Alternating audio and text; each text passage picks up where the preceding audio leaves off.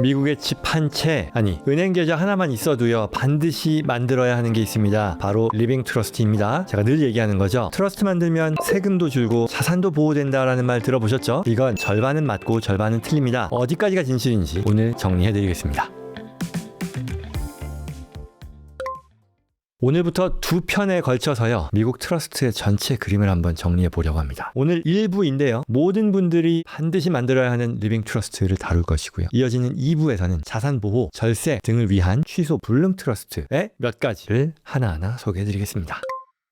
트러스트 종류가요 굉장히 많다 보니까 복잡하죠. 하지만 저는 늘 이렇게 얘기합니다. 미국의 트러스트는요 일단 딱 두 갈래로 나뉜다 라고 얘기합니다. 첫 번째 갈래는요 취소 가능 트러스트입니다. Revocable 트러스트예요. 만들고 나서 언제든지 내용을 바꿀 수 있고요, 넣은 자산도 언제든지 도로 빼올 수 있는 그런 트러스트입니다. 우리가 흔히 말하는, 제가 늘 얘기하는 Living 트러스트가 여기에 해당됩니다. 두 번째는요 취소 불능 트러스트입니다. Irrevocable 트러스트예요. 한번 만들면 원칙적으로 되돌릴 수가 없어요. 그리고 넣은 자산은요 법적으로 더 이상 내 게 아니라 트러스트의 소유로 바뀐다는 거죠. 그래서 이걸 비유하자면 리빙 트러스트는 언제든지 해지할 수 있는 정기예금 같은 가벼운 그런 결정이고요, 취소 불능 트러스트는요 한번 서명하면 물릴 수 없는 계약과도 같은 무거운 복잡한 결정이다 입니다. 그래서 이러한 무게의 차이를 직관적으로 기억하시면서 오늘은 이 가벼운 쪽 리빙 트러스트, 취소 가능 트러스트부터 보겠습니다. 앞서 제가 뭐라 그랬죠? 리빙 트러스트는요 미국에 자산 하나만 있으면 무조건 만들라고 했습니다. 왜 그런지 한번 보시죠. 트러스트가 어렵게 느껴지는 거는요 바로 이 등장인물 3개 때문인데요. 이걸 어떻게 설명하냐, 회사에 비유하면 설명이 상대적으로 간단합니다. 저는 그래서 이렇게 얘기해요. 회사에는요 자본을 출자하는 주주가 있죠. 그리고 자본금을 가지고 회사를 잘 경영하는 운영진이 있죠. 그리고 순이익에 대해서 배당을 받아가는 또 주주가 있는 거잖아요. 자, 그러면 트러스트도 똑같습니다. 자산을요 넣는 사람, 앞서 자본금을 출자하는 주주와도 같은 사람인데 이게 그랜토라고 하는 위탁자인 거고요. 그 다음에 트러스트로 옮겨진 자산을 관리하는 사람이 있는 거죠. 이게 수탁자인 트러스티입니다. 그리고 이렇게 잘 굴려서 남은 자산, 혜택을 누리는 사람이 누구다? 베네피셔리, 수익자라고 부르는 거죠. 그래서 이게 트러스트인 거예요. 그런데 그 중에서도 리빙 트러스트의 특징이 뭐냐 하면 이러한 3가지의 역할을 한 사람이 다 할 수 있다는 거예요. 내가 나의 자산을 그랜토로서 트러스트에 넣고요, 내가 그 자산을 관리하고요, 또한 내가 살아있는 동안에는 그로부터 나오는 혜택을 모두 누립니다. 리빙 베네피셔리가 되는 거예요. 그러니 리빙 트러스트를 만들어도요 여러분들의 일상은, 적어도 그 자산과 관련해서의 여러분들의 상황은 바뀌는 게 하나도 없다는 거예요. 이게 바로 오늘 계속해서 반복될 핵심 포인트입니다. 리빙 트러스트에 넣는 것은요 내가 직접 소유하는 것과 차이가 없다는 거예요.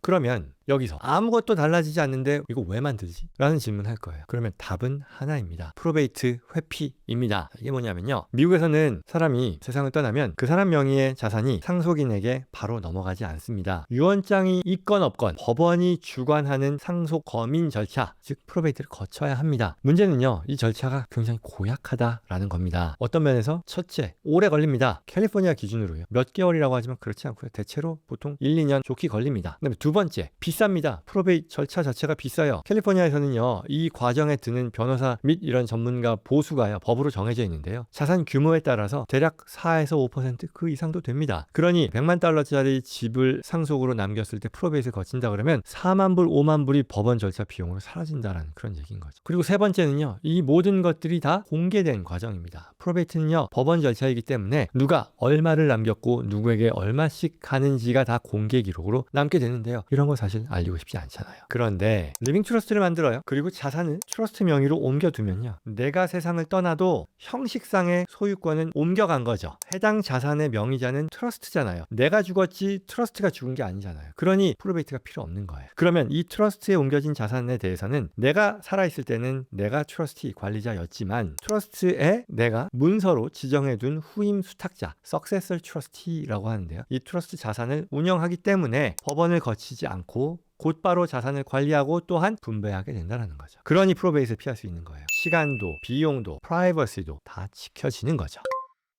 여기서 자주 나오는 질문이에요. 똑똑한 분들 이렇게 물어봐요. 프로베이트를 피하는 방법이 리빙 트러스트만 있는 거 아니잖아요. 맞습니다. 자산별로요 대부분의 경우 또는 많은 경우 개별 장치가 있습니다. 예컨대 뭐 부동산이요, TOD, DID라는 게 있어요. 사망 시에 자동으로 명의가 넘어가게 등기할 수도 있고요. 은행 계좌도 마찬가지입니다. TOD 또는 POD 해서 증권 계좌도요, TOD 수익자 지정이 가능하고요. 부부 공동 명의 조인트 테넌시로도요 프로베이스를 피할 수 있습니다. 그런데 제가 왜 그럼에도 리빙 트러스트를 권하느냐, 비용 대비 효용을 따져보면 답이 명확하기 때문입니다. 첫째요, 개별 장치는요 필연적으로 누수가 생깁니다. 자산이 생길 때마다 하나하나 이거 어떻게 하면 프로베이 피할 수 있지라는 것들을 다 지정해야 되는데, 살다 보면 이거 다 빠뜨리는 상황 나오지 않을까요? 그리고 그렇게 빠뜨린 자산 하나 때문에 프로베이트에 들어가면 이거 참 별로잖아요. 그렇죠? 리빙 트러스트 굉장히 심플하죠. 자산을 담는 하나의 그릇이란 말이에요. 그 그릇에 담아두는 것이 훨씬 더 수월한 거죠. 전체가 다 해결되는 거잖아요. 자, 그리고 두 번째는요, 이러한 개별 장치는요 많은 경우 베네피셔리 누구에게만 정할 수 있지 어떻게를 정할 수 없어요. 예를 들어 TOD로 집이 사망 후에 20살 자녀에게 넘어가면요 그걸로 끝이에요. 그런데 트러스트는요 이런 것들을 넣을 수도 있죠.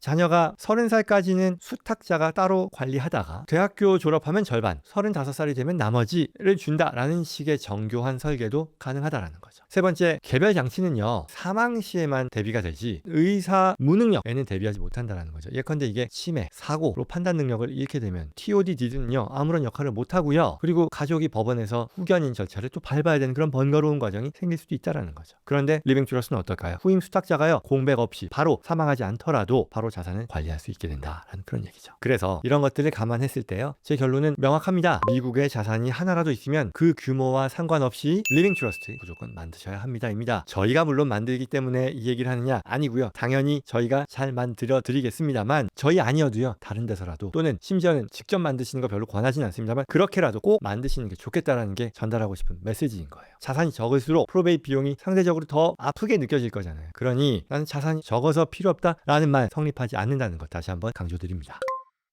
그런데요, 여기까지가 사실은 전부예요. 무슨 얘기냐, 오늘 영상에서 이게 제일 중요한 부분인 거예요. 리빙 트러스트의 가치는 뭐다? 앞서 말씀드렸던 거예요. 첫째, 가장 중요한 거, 프로베이트를 피하게 해준다예요. 그리고 두 번째, 내가 원하는 방식대로 자산을 물려주는 그런 문서화 작업을 한다 거든요. 이게 전부예요. 형식상의 명의만 트러스트로 옮겨질 뿐 실질적인 소유, 사용, 운영에 있어서는 내가 직접 갖고 있는 것과 완전히 무차별하다 그랬잖아요. 왜? 언제든지 내가 바꾸고 뺄 수 있는 내 거니까 내가 형식상의 소유권을 제외하면 차이가 없으니, 그러니 차이가 없으니 또 좋을 것도 없고 나쁠 것도 없다라는 거죠. 그런데도 불구하고요 이런 질문 항상 받습니다. 뭐냐, 리빙 트러스트 만들면 세금 줄어드나요? 안 줄어들어요. 내가 소유한 것과 동일해요. 그러니 심지어 텍스 아이디 새로 받지도 않고요, 세금 신고도 내가 직접 소유한 걸로 해요. 줄어들 것도 없고 늘어날 것도 없어요. 자, 그 다음 질문, 자산 보호가 되나요? 안 됩니다. 누가 나를 상대로 소송을 걸면요, 그리고 내가 지잖아요, 리빙 트러스트 안에 있는 자산은요 그대로 집행 대상이에요. 법적으로 여전히 내 거니까. 자, 상속세 피할 수 있나요? 안 된다고요. 왜? 아니, 동일하다니까요, 직접 소유한 것과. 그래서 이 리빙 트러스트를 만능상자로 만약에 생각하셨다면 그건 절대 아니라는 것. 오히려 이 한계를 정확히 아는 것이 제대로 된 설계의 출발점이고, 그냥 프로베이스를 위해서 그냥 만든다, 고민할 것 없이 만든다라고 생각하시면 좋겠다라는 그런 얘기인 거죠.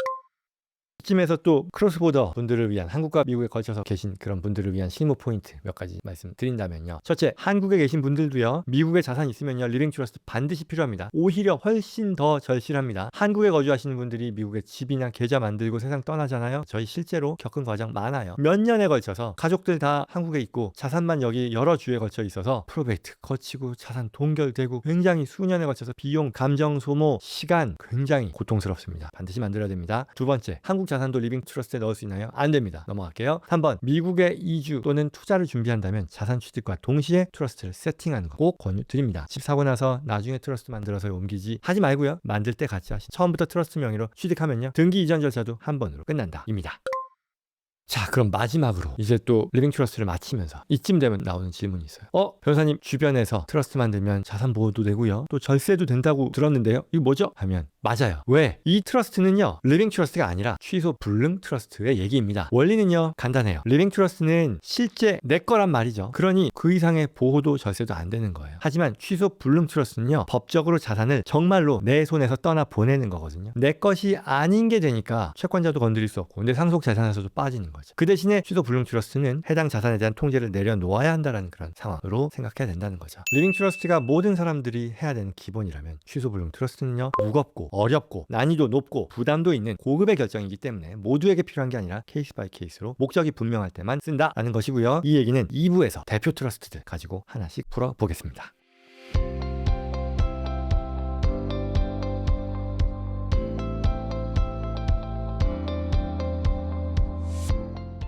자, 오늘 내용 도움이 되었길 바랍니다. 리빙 트러스트, 미국 자산이 하나라도 있으면 모든 사람들을 만들어야 된다는 것. 그 가치는 프로베이트 회피 그리고 내 뜻대로 상속, 이것만으로도 필요 충분하고도 남는다. 그리고 추가의 혜택은 뒤이어 얘기하는 이 취소 불능 트러스트 편에서 다루겠다입니다. 오늘 주제에 관련해서 도움 필요하거나 저와 제시원의 전문가들과 상담을 희망하시는 분들은요, 영상 더보기란 또는 고정 댓글에 있는 연락처로 연락 주시기 바랍니다. 구독과 좋아요로 다음에도 꼭 필요한 정보들 놓치지 마시고요, 주변 분들께도 이 중요한 필수적인 그리고 유용한 정보들이 전달될 수 있도록 도와주시기를 부탁드립니다.